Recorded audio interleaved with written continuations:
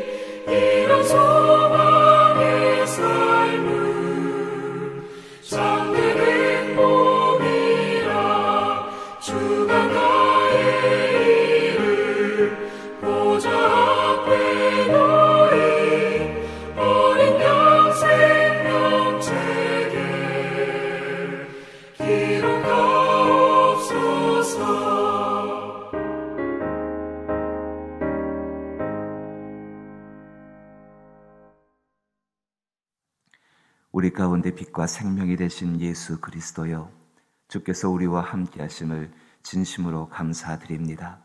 임마누엘 되신 그 복으로 말미암아 세상 살아가는 동안에 때로 우리의 영혼이 어두워지고 우리의 마음에 근심이 있고 우리의 삶의 환경 가운데 무거운 짐이 있을 때마다 그리스도 예수의 빛으로 말미암아 새 힘을 얻게 하여 주옵시고 주의 빛 안에서 하나님의 영광을 바라볼 수 있는 복된 역사를 더하여 주옵소서.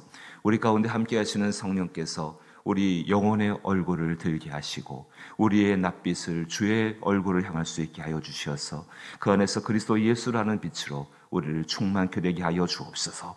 이것이 우리의 기도하는 힘이 되기를 원합니다. 이것이 우리의 능력이 되기를 원합니다. 이것이 세상을 살아갈 수 있는 믿음이 되기를 원하오니 기도하는 이 시간에 주께서 인도하여 주옵소서. 특별히 아버지 하나님, 병들고 육체가 연약한 이들을 위해 기도하는 사랑하는 이들의 기도를 들어 응답하여 주시어서 이들의 병이 고침을 받게 하여 주옵시고 영혼을 구원하고자 하는 간절한 간구가 주 앞에 이르게 하여 주옵소서. 예수님 이름으로 기도하옵나이다. 아멘. 오늘 함께 대하실 말씀은 시편 말씀입니다. 시편 94편 17절로부터 19절 말씀입니다. 구약성경 872면에 시편 94편 17절로부터 19절 세 절 말씀을 우리 한 절씩 읽으시고 마지막 절 같이 읽지요. 872면 구약 시편 94편 17절부터 19절, 제가 먼저 17절을 읽습니다. 여호와께서 내게 도움이 되지 아니하셨더라면 내 영혼이 벌써 침묵 속에 잠겼으리로다.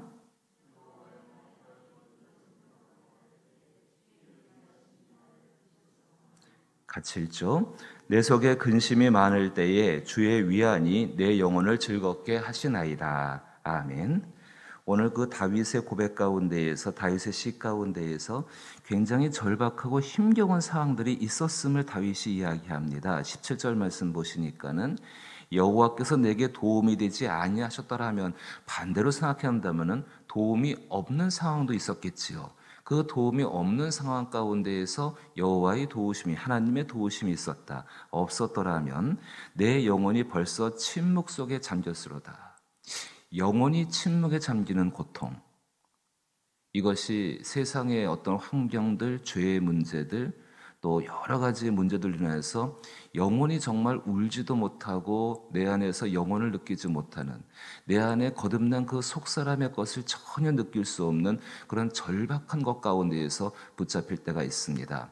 환경 가운데 완전히 압도되어져 버리는 것이죠. 예를 들어 가지고 우리 삶 가운데 어떤 큰 병의 이야기를 들었을 때에 그것으로 인하여서 그 내 영혼의 소리를 들을 수가 없는 것들, 또 어떤 충격적인 사건들, 그런 것들 끊임없이, 특별히 지금 코로나19의 사태는 우리의 영혼을 완전히 침묵시키는 그런 공포들과 위협들을 갖고 있는 상황이 틀림없을 것입니다. 또 18절 말씀 보니까는 여호와여 나의 발이 미끄러진다고 말할 때에, 발이 미끄러지는 것, 겨울에 걸어가다가 얼음판 위에서 미끄러질 것 같으면 비틀비틀 데워지고 또 넘어지게 되면 크게 다치는 경우도 있지 않습니까? 그런 상황들, 그 속에, 그래서 19절 말씀 보니까 내 속에 근심이 많다라고 이야기합니다.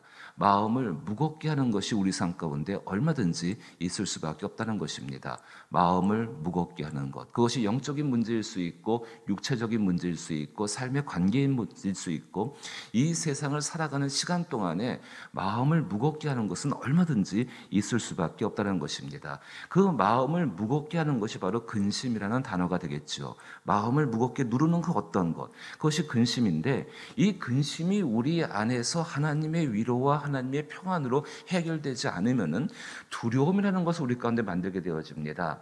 근심 자체가 없을 수는 없습니다. 근데 그 근심 때문에 우리 안에 두려움이 생기게 되어집니다. 이 두려움에 대한 사람의 반응은 두 가지로 나오게 되어집니다. 한 가지는 하나님의 얼굴을 바라보는 것, 다시 말해서 하나님을 바라보는 반응으로 한 가지 나오게 되어지고, 다른 방향은 하나님이 없는 것을 바라보는 반응으로 나오게 되어집니다.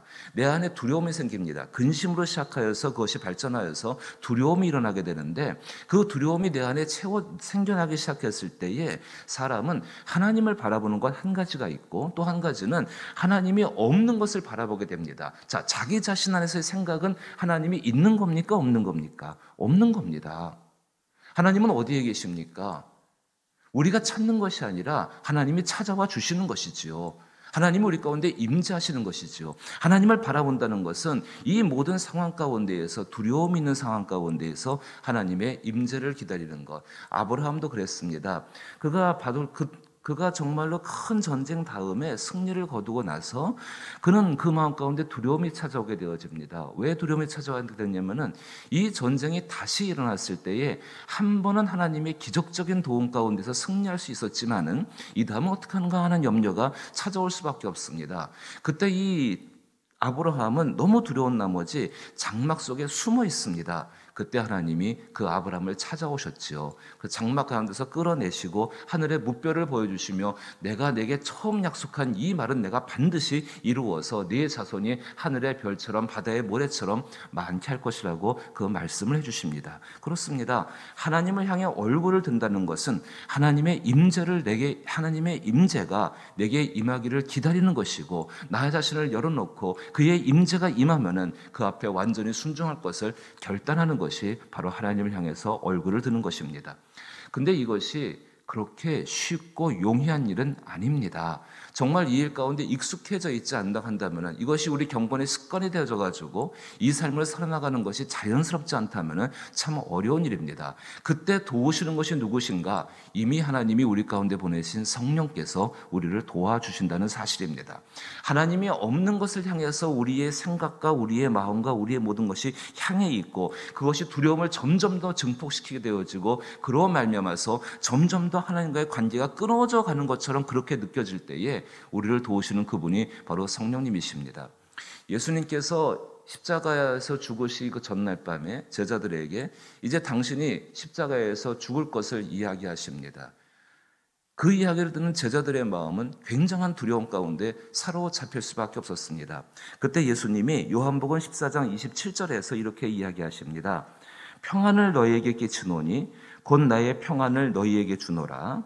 내가 너희에게 주는 것은 세상이 주는 것과 같지 아니하리라. 너희는 마음에 근심하지도 말고 두려워하지도 말라. 내가 너희에게 주는 것은 세상이 주는 것과 같지 아니하니라. 너희는 마음에 근심하지도 말고 두려워하지도 말라라고 이야기하십니다. 오늘 다윗이 지은 이 시 가운데에서도 19절 말씀 보시니까 내 속에 근심이 많을 때에 주의 위안이, 주의 위로가 내 영혼을 즐겁게 하신다라고 말씀하고 있습니다. 이것이 바로 성령의 역사입니다. 보통 우리가 헬라어로다가 파라클레이토스라고 부르게 되는 이 단어인데 성령의 특별한 역할을 말씀하게 되는데요. 바로 이 말 가운데 유래가 되어졌습니다. 이 일 가운데 유래가 되어졌습니다. 유대인의 가정교육은 굉장히 엄격합니다. 자녀가 잘못했을 때에 정말 잠언이라든지 다른 성경 보시게 되면은 그 아이를 때리라 이야기합니다. 그 죄로 인하여서 그 아이가 죽는 것보다는 차라리 아버지가 호되게 야단을 쳐가지고 그 죄에서 건지는 것이 사랑이라고 분명히 잠언은 이야기하고 있고, 때릴 때에 저주하지 말고 때릴 때에 정말로 아버지 하나님 앞에서 때릴 때 이 자녀의 아름다운 하나님과의 관계를 위해서 그것 가운데 그렇게 징계하라고 이야기합니다. 굉장히 엄격합니다. 그래서 그 엄격한 가운데에서 자녀가 잘못했을 때에 아버지가 호되게 야단을 치고 또 매를 들기도 하고 그렇게 하죠. 근데 이제 맞는 그 징계를 당하는 자녀의 입장에서는요, 야, 이 아버지 진짜 내 아버지 맞나? 너무 호되게 야단을 치시고 너무 엄격하니까는 야, 이 아버지 정말 내 아버지 맞나? 이제 다시 그 아버지를 어떻게 보나? 아니, 볼 수 없어라고 그렇게 마음을 갖다가 정말 꽉 끌어잡게 되는 것이 뭐 보통 자녀들의 마음 아니겠습니까? 그럴 때에 그 어머니가 있습니다. 그 어머니가 그 자녀를 감싸 안고 어깨를 두들겨 주면서 이렇게 말합니다. 정말 그 아버지의 마음은 내가 생각하는 것 같지 않아. 내가 잘못했을 때에 너의 아버지의 마음은 얼마나 아픈 줄 아니? 너를 향해서 매를 들었을 때에 너의 아버지의 가슴은 찢어진단다. 그 아버지는 통곡하고 있단다. 자, 이런 이야기를 들었습니다. 그러면 그 자녀의 마음이 어떻겠습니까? 매를 맞고 혼나고 자기의 잘못한 것보다도 그 매를 맞고 지금 이렇게 징계를 받고 있다는 게 너무 힘든 거죠. 그 상황 가운데 성령이 위로하십니다. 그래서 알게 하십니다. 그 어머니가 그 아버지와 끊어질 것 같은 그 관계, 아버지를 두려워하는 그 마음 가운데 위로를 주시고 평안을 주셔가지고 이 아들로 하여금 다시금 아버지와 식사를 하게 하고 다시금 아버지와 사귀게 하고 다시금 그 아버지의 말에 순종할 수 있는 길로 돌려놔 주는 것이 그 어머니의 역할입니다. 그 역할로부터 나온 말이 바로 파라클레이토스라는 성령의 역할을 우리의 보혜사라고 알려주고 있죠. 그 일들을 말씀하고 있는 것입니다. 사랑하는 성도 여러분, 그 위로가 우리 삶 가운데 있습니다. 세상으로 인하여서 정말로 아버지의 관계가 끊어지는 것처럼 느껴질 때에 그 성령을 사모하십시오.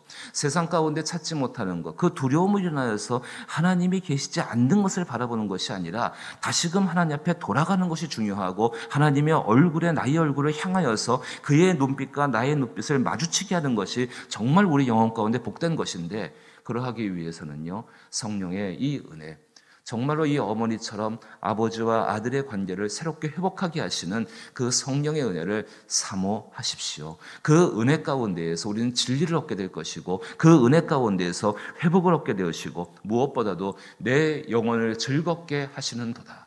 이 놀라운 역사로 말미암아서 모든 미끄러질 것 같은 상황, 아무도 나를 도와주지 않는 침묵과 같은 어둠 속에 있는 상황들, 그리고 정말로 주의 은혜 가운데 근심 속에서 자유함들과 기쁨을 누릴 줄로 믿습니다.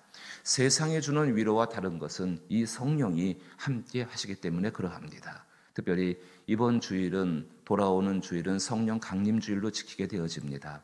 성령의 임재가 이미 우리 가운데 시작되었기에 그의 오심을 기뻐하며 내 삶 가운데에도 이미 계신 성령께서 나를 위로하시고 나로 하여금 아버지를 향해서, 하나님 아버지를 향해서 얼굴을 돌려 그를 바라볼 수 있는 은혜를 허락하여 주옵소서. 기도하고 사모하고 기다릴 수 있는 한 날 될 수 있기를 주의 이름으로 축복합니다.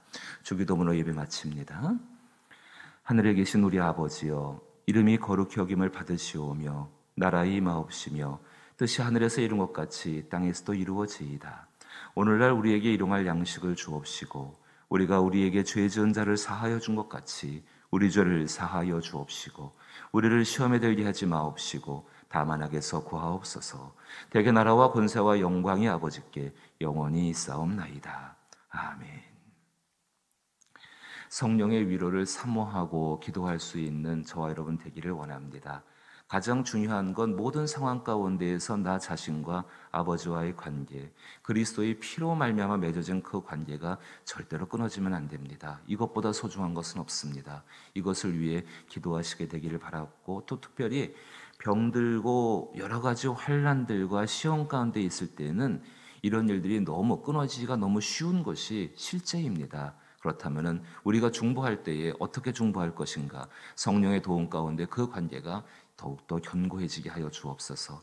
하나님의 놀라운 성령으로 말미암아 고개를 들어서 주의 얼굴을 바라보게 하여 주옵소서. 그 안에서 하나님의 영광을 아는 그 놀라운 빛이 우리 가운데 충만케 되게 하여 주옵소서. 이것이 교회와 이것이 가정과 나의 삶의 현장 가운데 넘쳐나게 하여 주옵소서. 그 일은 하나님만이 하시는 일이십니다. 또 당연히 기뻐하시는 가운데 우리에게 베푸시는 은혜입니다. 위에서 간구하시게 되길 바라옵고, 여전히 병들고 상한 이들, 또 이들을 위해 중보하고 기도하는 분들, 가족들, 또 믿지 않는 영혼들을 구원하기 위하여서, 또 교회의 4대 목표를 위하여서, 우리의 자녀들을 위하여서, 연약한 교회들과 선교 현장을 위해서 기도하게 되길 바라옵고, 전쟁과 환난과 또 어려움이 있는 여러 나라들이 있지요.